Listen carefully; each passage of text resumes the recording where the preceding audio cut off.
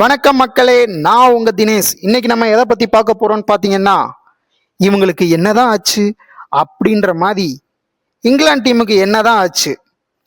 As is மேட்ச்ல பாத்தீங்கன்னா ஆஸ்திரேலியாவுக்கு அகெயின்ஸ்டா தனது இரண்டாவது டெஸ்டையும் தோல்வி அடைஞ்சு இங்கிலாந்து அணி பரிதாப நிலையில இருக்காங்க. ஃபர்ஸ்ட் இன்னிங்ஸ் நல்லா ஸ்டார்ட் பண்ண இங்கிலாந்து அணி 334க்கு ஆல் அவுட் ஆகி தனது ஃபர்ஸ்ட் இன்னிங்ஸை முடிச்சாங்க. அதுக்கப்புறமா விளையாண்ட ஆஸ்திரேலியா பார்த்தீங்கன்னா 511 ரன் லீடிங் பெஸ்ட் பேட்டிங் பர்ஃபார்மன்ஸை ஆஸ்திரேலியா அணி கொடுத்தாங்க. ஸோ ஆஸ்திரேலியா அணியில் யாருமே சதம் அடிக்கலை அப்படின்றது மட்டும்தான் ஒரே கவலை. பட் இங்கிலாண்டை பொறுத்தளவுக்கு ஜோ ரூட் தனது 40வது சதத்தை பதிவு செஞ்சிருக்காரு. அவர் கூடிய சீக்கிரம் சச்சினோட ரெக்கார்டை நெருங்குவார் அப்படின்னு கிரிக்கெட் வட்டாரத்தில் தகவல் தெரிவிக்கிறாங்க.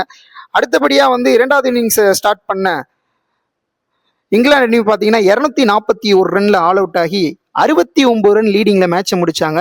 69 ரன் எளிமையான இலக்க விளையாண்ட ஆஸ்திரேலியா அணி ரொம்ப சுலபமா அந்த மேட்சை முடிச்சு தனது இரண்டாவது வெற்றியை பதிவு செஞ்சிருக்காங்க. பிளேயர் ஆஃப் த மேட்ச் வேற யாரும் இல்லை, நம்ம மிச்சல் மார்ச் தான். ஸோ தேர்ட் டெஸ்ட் என்ன நடக்கும் அப்படின்றத பார்ப்போம். இந்த தொடர் தோல்விக்கு அப்புறமேட்டு இங்கிலாந்து அணி தொடர்ச்சியாக வெளிநாட்டு மண்ணில் அதிக தோல்வியை சந்திச்ச அணி அப்படின்ற ஒரு பட்டத்தையும் பெற்றிருக்காங்க. அடுத்த டெஸ்ட் போட்டியில் யார் ஜெயிப்பா, ஸ்கோர் அப்டேட் எல்லாம் தெரிஞ்சுக்க நம்மள சேனலை சப்ஸ்கிரைப் பண்ணுங்க. நன்றி, வணக்கம்.